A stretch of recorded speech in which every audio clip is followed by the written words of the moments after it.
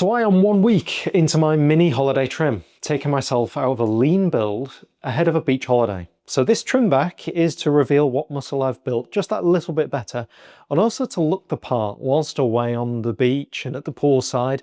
And it's also going to help my reset to the bulk phase upon my return. So the first week's now over, and this is week 2's planning.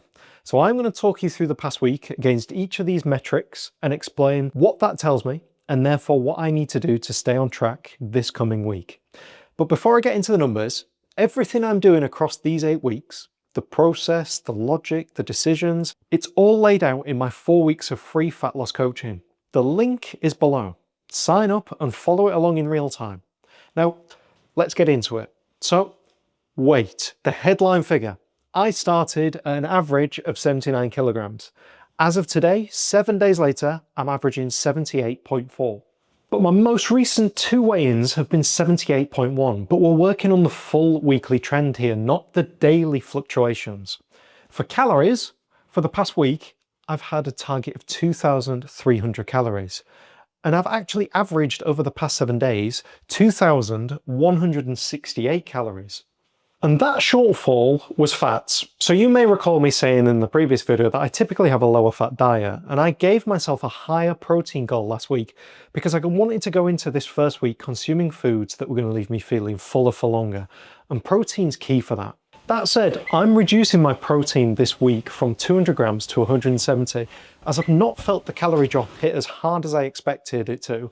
And one sign is the fact that I've sat under on my allowance on average for my calories. So going from 200 to 170 grams of protein per day, I am still well within the 2 grams of protein per kilo of body weight that I suggested in the previous video. In fact, I'm around about the 2.2 grams per kilo. And otherwise, my diet has pretty much stayed the same, just smaller portions to what I normally eat, and protein is prioritized in the snacks.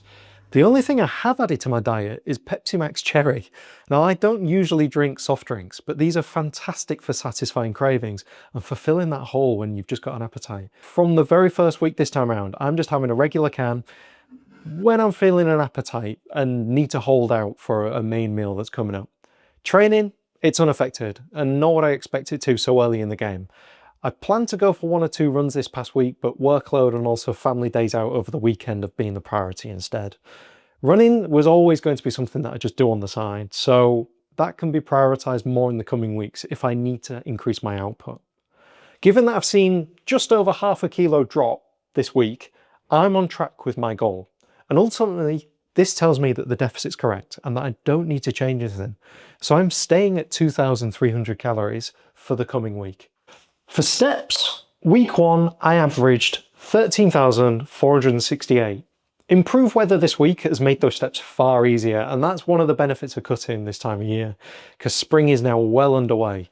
And again, for the same reasons as the calories, I'm not going to change that, because the goal of 12,000 I have achieved, and what I'm doing right now is working. Water, I'm hitting the 3 litre mark. It's not something I'm accurately tracking, but I know from habit that I drink 4 full bottles of a 750ml protein shake bottle that I carry around with me day to day. The times when my intake's sometimes lower is on a weekend when I'm occupied or out on the go. I've not tracked this as tightly as I could have, but I'm comfortable with the intake and I know that it is up there. For sleep, 6 to 8 hours is what I gave myself, and for the past week I have averaged 7 hours and 13 minutes of quality sleep according to my watch. I've been a little slack going to bed later than usual this past week, and yet I'm still waking up early, which means that according to my watch, my sleep need is 8 hours. Now, I've never hit my sleep need, as nights are always broken, or they're often broken with my daughter waking up in the night. But I do know that I could work on my wind down routine just a little bit better. And it's balance. To get the jobs done after the bed and bath routine, it ultimately just means staying up that little bit later to get the jobs done. 7 hours is by no means bad, so I still consider that a tick in the box. And that is week 2 done. Starting at 79 kilos on the start of the week, following a 2,300 calorie allocation, I've consumed 2,168 on average. I hit the 200 grams of protein. However, this coming week, I'm going to stick at 2,300 calories, but pull back to 170 grams of protein and give that remaining allocation a little bit more to my carbs. So I'm going to push my carbs up a little bit more from the calories that I'm saving by pulling back on the protein.